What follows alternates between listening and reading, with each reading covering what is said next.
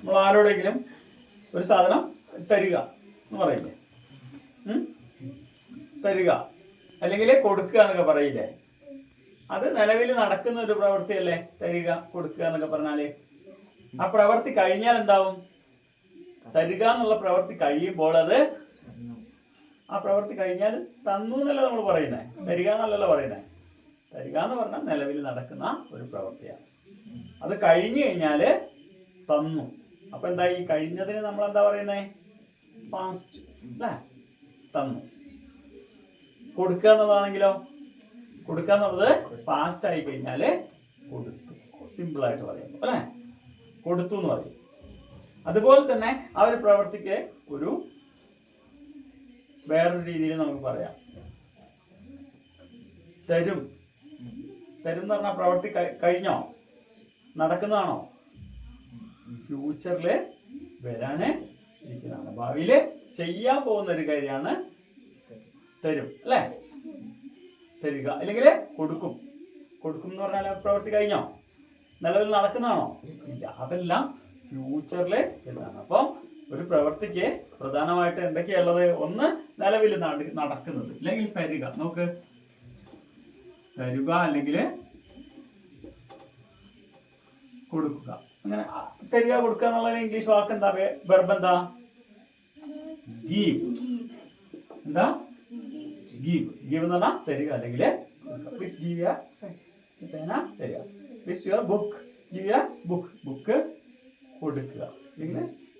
Okay. Give. Give എന്ന് പറഞ്ഞാൽ അത് പ്രസന്റിലുള്ള ഒരു വെർബ്. ഇത് ഒരു വെർബല്ലേ? വെർബിനെ കുറിച്ച് നമ്മൾ പറഞ്ഞതാ. ഗീവ് എന്ന് പറഞ്ഞാല് ഒരു വെർബാണ് അല്ലെ. ഈ വെർബ് നമ്മൾ എങ്ങനെ ഉപയോഗിക്കുന്നു പറഞ്ഞു. ഈ വെർബിനുള്ളില്, ഗീവ് എന്ന് പറഞ്ഞ വെർബില് ഒരു സംഭവം ഒളിഞ്ഞിരിക്കുന്നുണ്ട്. എന്താ? ഗീവ് എന്ന് പറഞ്ഞാൽ ഡു ഗീവ് എന്നാണ്. ആ ഗീവ് എന്നുള്ള പ്രവൃത്തി ചെയ്യുന്നു എന്നാണ്. അതിന് പകരം ഹിയോ ഷിയോ ഇറ്റോ ഒക്കെ വരുമ്പോ ഗീവ് എന്നുള്ളതിന്റെ സ്ഥാനത്ത് എന്തെന്ന് വരും? ഈ ഡു ഗീവ് മാറിയിട്ട് ഡസ് ഗീവ് ആവും. അപ്പൊ ഗീവ്സ് എന്നാവും. ഓക്കെ, ഡസ് ഗീവ് എന്നാവും. ഈ തരിക കൊടുക്കുക എന്നുള്ള പ്രവൃത്തി കഴിഞ്ഞു കഴിഞ്ഞാൽ, ആ പ്രവൃത്തി ചെയ്തു കഴിഞ്ഞാൽ അതിന് പകരം നമ്മൾ എന്താ പറഞ്ഞേ? തന്നു അല്ലേ? തന്നു. തന്നു എന്നല്ല പറയുന്നേ. തന്നു എന്നുള്ള ഇംഗ്ലീഷ് വാക്ക് എന്താണെന്നറിയോ? ഏത് പ്രവൃത്തി കഴിഞ്ഞാലാ തന്നു എന്നാവുന്നേ? ഗീവ് എന്നുള്ള പ്രവൃത്തി എന്തായാല് ഡിഡ്. ഡു ആയാലല്ല, ആ പ്രവൃത്തി കഴിഞ്ഞു, ഡിഡായി. ഏത് പ്രവൃത്തി? ഗീവ്. ഗീവ് എന്നുള്ള പ്രവൃത്തി ഡിഡായപ്പോൾ എന്തായി? എന്താവും അറിയോ? തന്നു എന്നായി. അപ്പോൾ ഡിഡ് ഗീവ് എന്ന് പറഞ്ഞാല് തന്നു. പക്ഷെ നമ്മൾ ഡിഡ് ഗീവ് എന്നല്ല ഉപയോഗിക്കുന്നത്. ഗീവിന് ചെറിയൊരു വ്യത്യാസം വരുത്തും. ആ പ്രവൃത്തി കഴിഞ്ഞാല് ഗീവ് എന്നുള്ളത് ഗേവ് എന്നാവും. ഇപ്പൊ ഗീവ് എന്ന് പറഞ്ഞാല് തരിക, പ്രസന്റില് നടക്കുന്ന പ്രവൃത്തി. അത് കഴിഞ്ഞു കഴിയുമ്പോഴത്തേക്ക് ഗേവ് എന്നാവും. എന്താ? ഗേവ്. ഗേവ് എന്ന് പറഞ്ഞാല് പ്രവൃത്തി കഴിഞ്ഞു, തന്നു അല്ലെങ്കിൽ കൊടുത്തു. ഓക്കെ. അപ്പൊ ഗേവ് എന്ന് പറഞ്ഞാൽ ഡിഡ് ഗീവ്. അപ്പൊ തരിക, തന്നു. ഇനി അതേ പ്രവൃത്തി തന്നെ നമുക്ക് വേറൊരു രീതിയിലും പറയാം. തരും അല്ലെ കൊടുക്കും. കൊടുക്കും എന്ന് പറഞ്ഞാല് അത് നിലവിലുള്ള കാര്യമാണോ? കൊടുക്കും. ഇപ്പൊ കൊടുക്കുന്നതാണോ? ആണോ? അല്ല. പിന്നെ കൊടുത്തു കഴിഞ്ഞതാണോ? കൊടുത്തു കഴിഞ്ഞാൽ നമ്മൾ തരും, കൊടുക്കും എന്ന് പറയോ? അത് ഒരു വരുന്ന സമയം, ഫ്യൂച്ചറിൽ നമ്മൾ ചെയ്യാൻ പോകുന്ന പ്രവൃത്തിയാണ് തരും അല്ലേ. ഓക്കെ. അപ്പൊ ഇതിന് നമ്മള് നിലവിലുള്ളതിന് എന്തെന്ന് പറയാം? പ്രസന്റ്. ഈ ഒരു വെർബ് തന്നെ നമ്മള് പ്രധാനമായിട്ട് രണ്ട് മൂന്ന് രൂപത്തിൽ ഉപയോഗിക്കുന്നുണ്ട്. ഒന്ന് പ്രസന്റ്, ഇതെന്താ? കഴിഞ്ഞത് പാസ്റ്റ്. ഇനി ചെയ്യാൻ പോകുന്ന ഒരു പ്രവൃത്തിനെ നമുക്ക് എന്ത് പറയാം? ഫ്യൂച്ചർ. പ്രസന്റും പാസ്റ്റും ഫ്യൂച്ചറും. ഓക്കെ അല്ലേ? ഫ്യൂച്ചർ തരും. തരും എന്നുള്ളതിന് നമുക്ക് എന്താ വാക്ക് ഉപയോഗിക്കുന്നത്? തരിക എന്നുള്ളതിന് ഗീവ് ആയിരുന്നു, തന്നു എന്നുള്ളതിന് ഗേവ് എന്നായി. തരും എന്നുള്ളതിന് വേറെ ഒന്നും വേണ്ട. ഈ ഗീവിന് മുമ്പില് ഒരു വില്ലൻ കിട്ടാൻ മതി. വരാനുള്ളത് ഭാവി, ഫ്യൂച്ചർ കിട്ടണമെങ്കിൽ ഈ പറയുന്ന വെർബിന് മുമ്പില് ഒരു വില്ലൻ കിട്ടാൽ കിട്ടി. ഓക്കെ, ഇപ്പൊ ചോദ്യമാണെങ്കിൽ വില്ലോ ചിലപ്പോ ഷാലിനോ ഇട്ടാ മതി. തരുന്ന വെർബിന് മുമ്പിൽ വില്ലൻ ഇട്ടാ എന്തായി? ഫ്യൂച്ചറായി. ഓക്കെ, ഫ്യൂച്ചർ എന്ന് പറഞ്ഞാൽ മനസ്സിലായോ? ഓക്കെ, വരാൻ പോകുന്ന ഒരു പ്രവൃത്തി. നമ്മൾ ഇത്രയും നാൾ പറഞ്ഞുകൊണ്ടിരുന്ന എന്താ?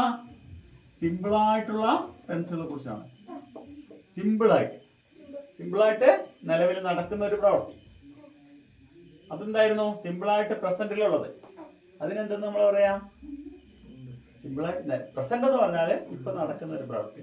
സിമ്പിളായിട്ട് പ്രസന്റിലുള്ളത് സിമ്പിൾ പ്രസന്റ്. സിമ്പിളായിട്ട് പാസ്റ്റിലുള്ളതോ? പാസ്റ്റ് എന്ന് പറഞ്ഞാൽ കഴിഞ്ഞു പോയി. സിമ്പിളായിട്ട് പാസ്റ്റിലുള്ളത് സിമ്പിൾ പാസ്റ്റ്. അങ്ങനെയാണ് സിമ്പിളായിട്ട് ഫ്യൂച്ചറിലുള്ളത് സിമ്പിൾ ഫ്യൂച്ചർ.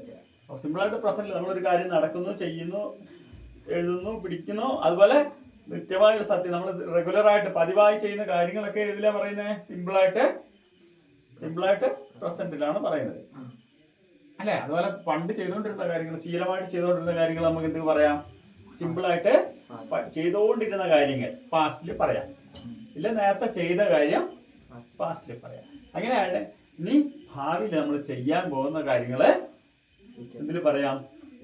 സിമ്പിളായിട്ട് ഫ്യൂച്ചറിൽ പറയാം. ഇതാണ് ടെൻസ്. ടെൻസിന്റെ ആദ്യത്തെ സിമ്പിളായിട്ടുള്ള 3 കാര്യങ്ങൾ എന്തൊക്കെയാ? Simple present, simple past, simple future. അപ്പൊ സിമ്പിൾ പ്രസന്റ് നമുക്ക് മനസ്സിലായി, എങ്ങനെയാ എഴുതുന്നതൊക്കെ മനസ്സിലായില്ലേ? ഡൂവിന്റെ രൂപമുണ്ട്, ഡസിന്റെ രൂപമുണ്ട് സിമ്പിൾ പ്രസന്റില്. സിമ്പിൾ പാസ്റ്റ് ആകുമ്പോഴോ ആ പ്രവൃത്തി എല്ലാം ഡിഡ് ആകും. സിമ്പിൾ ഫ്യൂച്ചർ ആകുമ്പോഴോ നമ്മൾ അതേ പ്രവൃത്തി ആ വെർബിന് മുമ്പിൽ ഒരു വലിയ ഇട്ട് കൊടുത്താല് സിമ്പിൾ ഫ്യൂച്ചർ ആയി.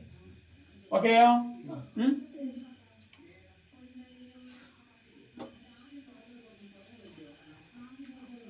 ഇപ്പൊ ഗീവ് അല്ലേ പറഞ്ഞേ? ഇതെന്താ? ഗോ. ഗോ എന്ന് പറഞ്ഞാ എന്താ?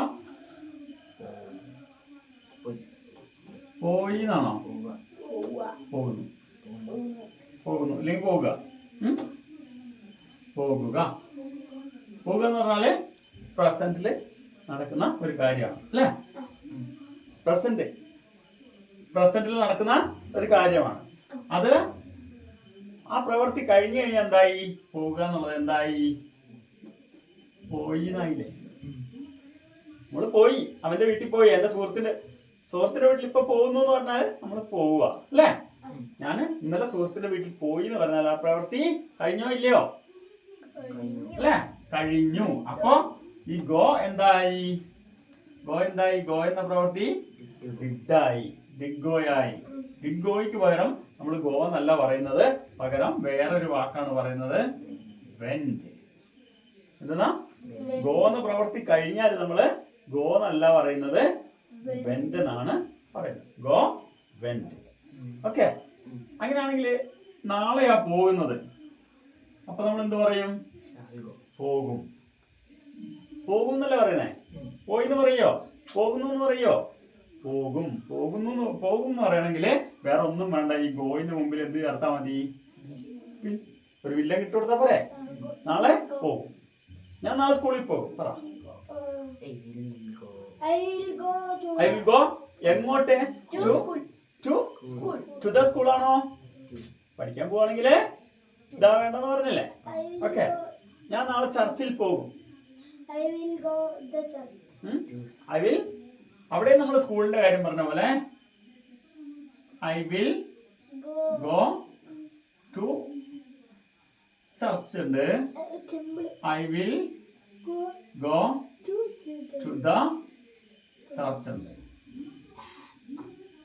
ഏതാ ശരി? I will go to church. നമ്മൾ പ്രാർത്ഥിക്കാൻ ചർച്ചിൽ പോവുകയാണെങ്കിൽ I will go to church.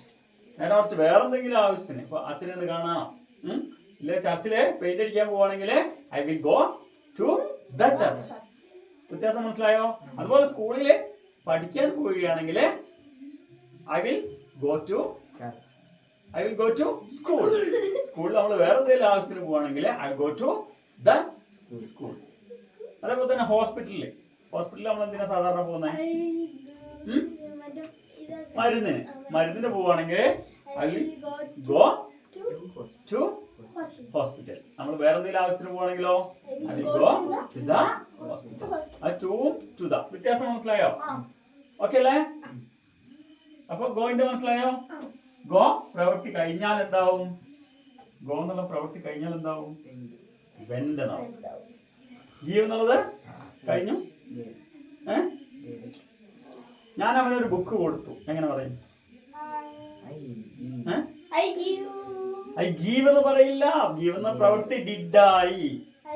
I gave A book അവന് ടു ആർക്ക് ടു ഹിം. അവന് ഒരു ബുക്ക് കൊടുത്തു. ഓക്കെ, ഞാൻ അവനൊരു ബുക്ക് കൊടുക്കും. പറ, ഉറക്കെ പറ. I will give a book ആർക്ക്? ഞാൻ അവൾക്കൊരു ഗിഫ്റ്റ് കൊടുക്കുന്നു. ഞാൻ അവൾക്ക് ഗിഫ്റ്റ് കൊടുക്കാറുണ്ട്. അങ്ങനെ പറ. അവളുടെ ബർത്ത്ഡേക്ക് ഞാൻ കൊടുക്കാറുണ്ട്. പതിവായിട്ട് ചെയ്യുന്ന കാര്യം. ഞാൻ അവൾക്ക് ഗിഫ്റ്റ് കൊടുക്കാറുണ്ട്. ഐ ഗീവ് ഹെർ ആണോ? എന്താ ഗീവ് ഗിഫ്റ്റ് ടു അല്ലേ? ഐ ഗീവ് ഗിഫ്റ്റ് അല്ലേ? ഇനി നീ അവൾക്ക് ഗിഫ്റ്റ് കൊടുക്കാറുണ്ടെന്ന് പറഞ്ഞാലോ? നീ അവൾക്ക് ഗിഫ്റ്റ് കൊടുക്കാറുണ്ട്. You give gift. ഗീവ് എന്നുള്ള വാക്ക് പഠിക്കാൻ പറഞ്ഞ. ഗീവ് എന്ന് പറഞ്ഞാൽ തരിക അല്ലെങ്കിൽ കൊടുക്കുക അല്ലേ? നീ അവൾക്ക് ഗിഫ്റ്റ് കൊടുക്കാറുണ്ട്. അവൻ അവൾക്ക് ഗിഫ്റ്റ് കൊടുക്കാറുണ്ട്. വേഗം പറ. അവൻ അവൾക്ക് ഗിഫ്റ്റ് കൊടുക്കാറുണ്ട്.